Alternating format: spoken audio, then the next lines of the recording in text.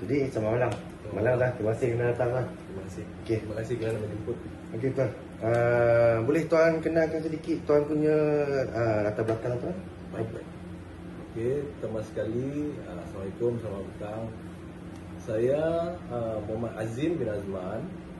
Saya berusia 35 tahun. Saya berasal dari Pekan Langgar, Alor-Setar.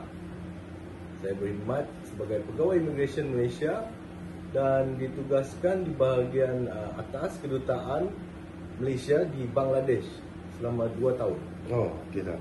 2 tahun tuan duduk kat sana tuan. Okey. Tuan, kita tahu apakah dia persamaan budaya antara budaya masa di Bangladesh dan Indonesia? Apa yang tuan bolehkah menyesuaikan diri semasa kat sana? Baik. Okey, seperti yang kita tahu, Bangladesh ni adalah negara Islam. Okey. Jadi mudah untuk kita beribadah. Lagi satu, banyak perayaan seperti Hari Raya Aidilfitri dan juga Aidiladha sama dirayakan di Malaysia. Oh, sama. Seperti Dia raya perayaan tu dia cuma terasa dia orang je lah. Yeah. Dia punya boleh rasa lah raya-raya dekat sana kan. Okey. Tuan, okey. Bagaimana pula kalau kita kata tu daripada segi apa raya? Yeah. Bagaimana pula daripada segi makanan tu?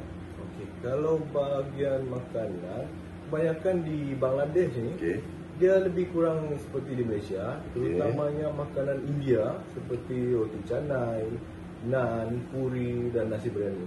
Oh, kita. Okey, kalau dia kira lebih kurang lah tu kan. Makanannya lebih kurang, cuma mungkin cara berbeza je lah kan. Okey. Tuan, daripada aspek komunikasi pula, cara bercakap tu, apa gaya komunikasi tu di Bangladesh dan Malaysia ni dia adakah hampir sama? Okey.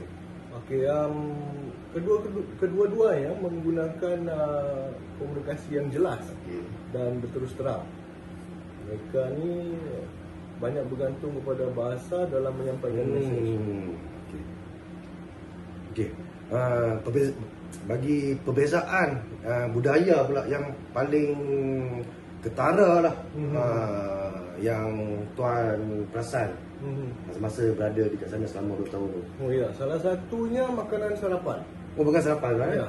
Orang Bangladesh ni dia lebih banyak makan roti canai, naan sebagai sarapan. Oh, okey. Nah, kalau kita orang Malaysia ni, kita gemar makanan berasaskan nasi seperti nasi lemak. Nasi lemak pagi-pagi dah makan nasi Betul, lemak kan. ha. Okey, baik. Tak kena. Tak kurang lah. Kurang sampai tu kan.